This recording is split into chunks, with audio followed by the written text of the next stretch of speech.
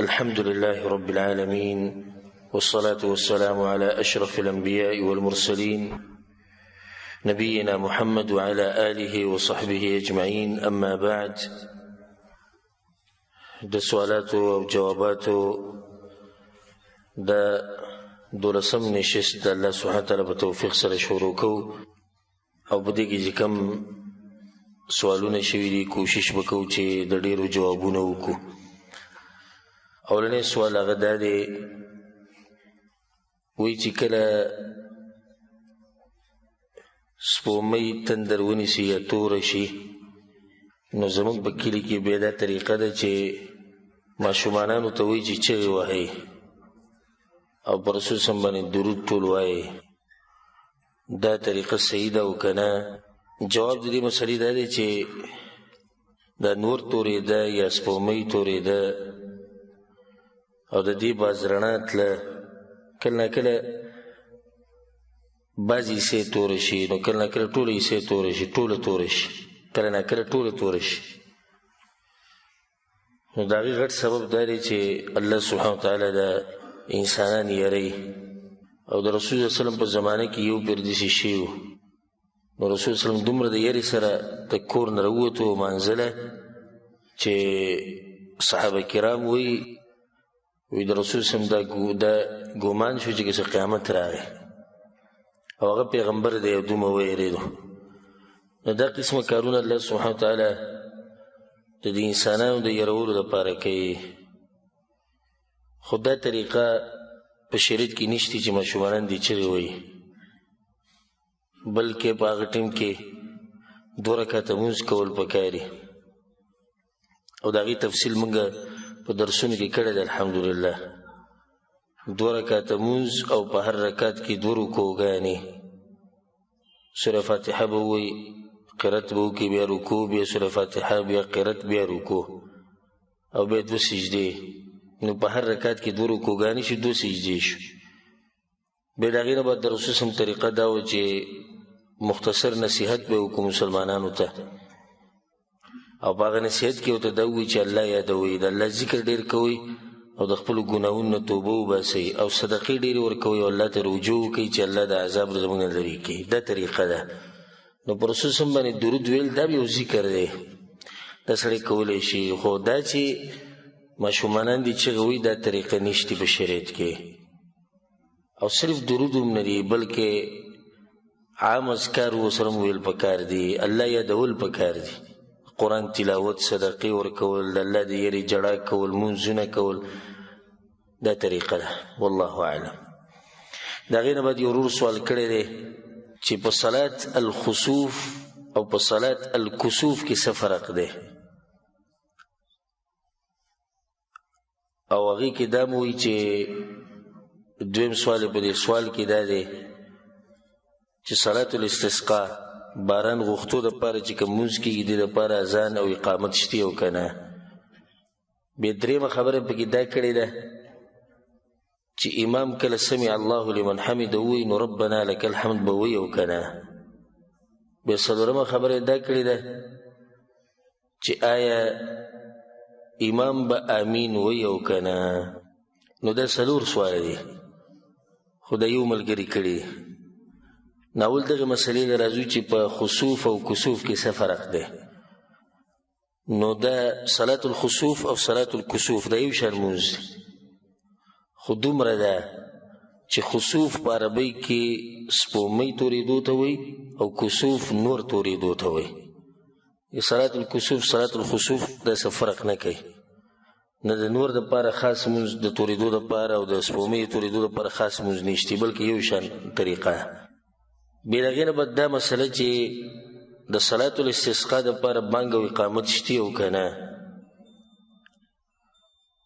زه لنډه تاسو دا مسله بیانوم. یو څو لمونځونه دي چې د هغې دپاره اقامت او بانګ نشته. اولنی لمونځ چې د هغې دپاره اقامت او بانګ نشته هغه د اخترونو دا لمونځونه دي. اختر چې کوم لمونځ کېږي که هغه وړوکی اختر دی او که هغه غټ اختر دی، عید الاضحی او عید الفطر، نو د دې لپاره په شریعت کې نه بانګ شته او نه د دې لپاره اقامت شته. او په حدیث کې راځي د جابر بن عبدالله رضی الله عنه روایت دی چې شهدت مع النبي صلی الله علیه وسلم الصلاة یوم العید، زه د رسول صلی الله علیه وسلم سره د اختر په ورځ په مانځه کې ولاړم.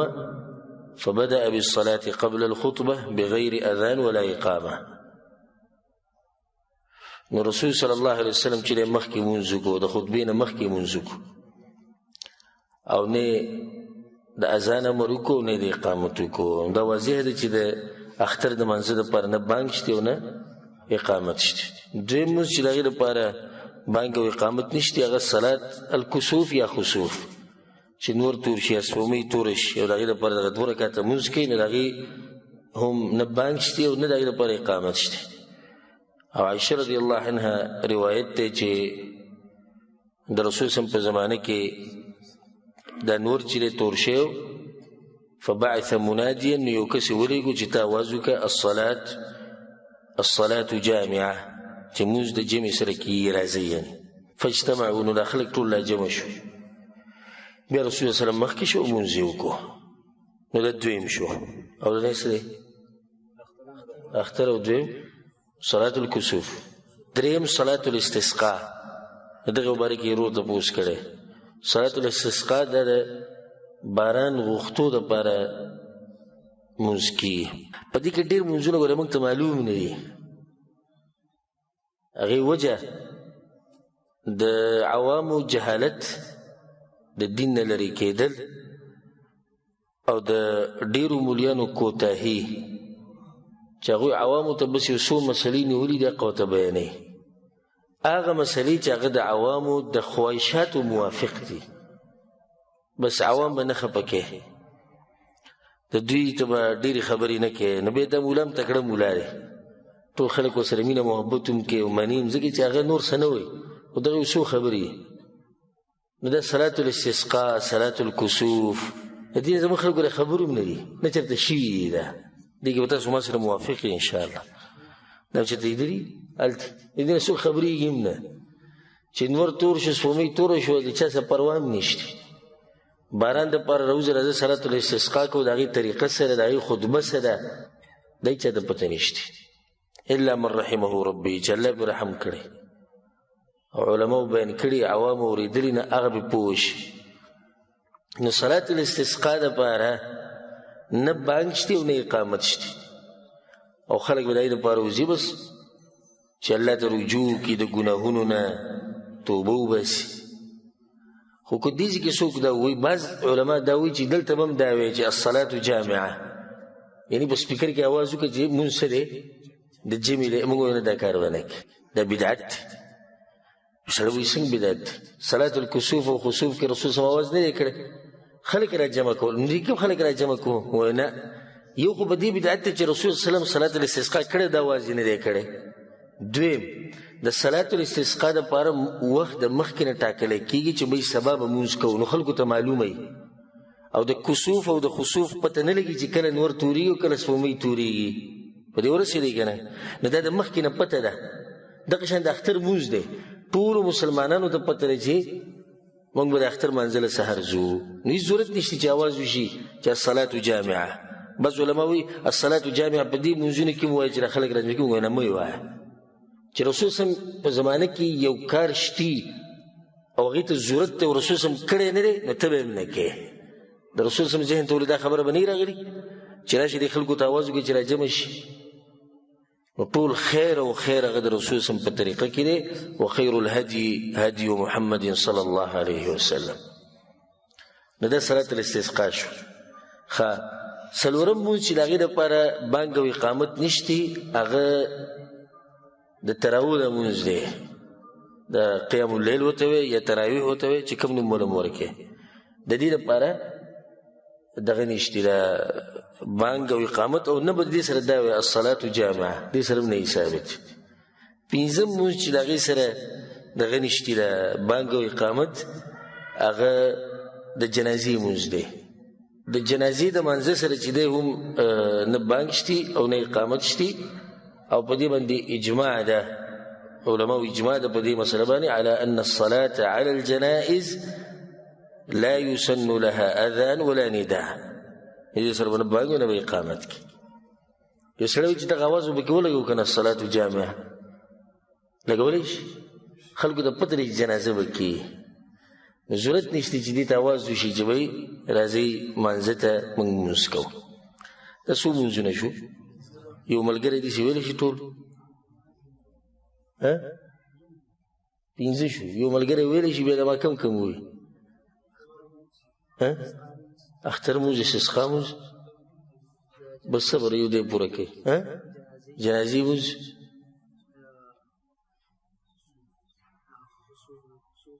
د کسوف مونځ یو پاتې شو د تراویح مونځ د دې پنځه مونځونو لپاره اقامت نشته او نه دې لپاره بانګ شته والله اعلم بیا ضرور ده تپوس کړی چې امام به ربنا لک الحمد ویو که نه نو په دې کې به یو حدیث و اگر که حدیثونه ډېر دي خو بیا رانه خبره اوږدي د مؤمن دپاره خو یو خبره هم کافي ده صحیحینو کې دا حدیث دی چې ان النبي صلی الله علیه وسلم کان اذا رفع رأسه کله چې به رسول صلی د رکوع نه سر راوچت کو قال سمع الله لمن حمد ربنا ولك الحمد بیا به هغه مخې ته دعا ووایي الى اخره هغه دعا به پوره کړه د دې نه واضحه شوه چې امام به سمع الله لمن حمد ووایي بیا به ربنا لك الحمد ووایي او بیا چې کوم اذکار دغه ځای کې مستحب دي هغه به ووایي بیا دې رور بل څلورم تپوس کړی دی چې امام به امین وایي او که نه لنډه خبره دا ده حدیثونه چې ټول سړی را جمع کړي نو د هغې نه دا ثابتېږي چې د امین ویل دا د امام دپاره هم دي او د مقتدي دپاره هم دي او امام به په سري منځونو کې په پټه وایي مقتدي به هم په پټه وایي او امام به او مقتدي دواړه به په جهري منځونو کې په زوره وایي دا د حدیثونو نه ثابت دي حدیث کې راځي صحیح بخاري صحیح مسلم کې د ابو هريره رضی الله عنه اذا امن الامام فامنوا کله چې امام امین وایي نو تاسو امین وایي ودې چې کله امام امین وایي نو امام به امین وایي ثابته شو نو تاسو هم امین وایي د مقتدیانو لپاره هم ثابته شو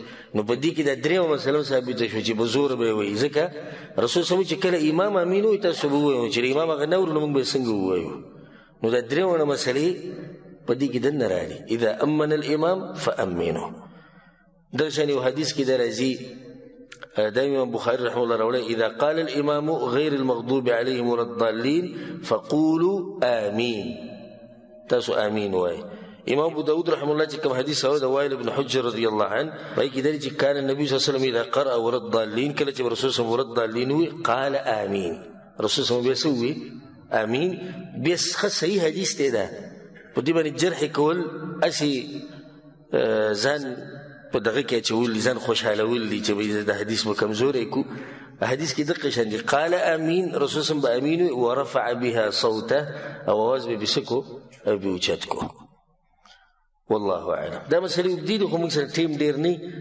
او زړه مې سم کېږي زم چې دا مسله تفصیلي بیان کړه ابو حضرت یو کس وي ګیله وکړه دا سوالونه د سوالونو جوابونه ته دومره اوږده ورکوي زموږ سوالونه پاتې شي نو ما اوس که په جایز او ناجایز باندې کار شروع کړو بیا فایده دې دومره ډېره نه خوري او د سوال نمبر به دې راشي الله به خیر کړي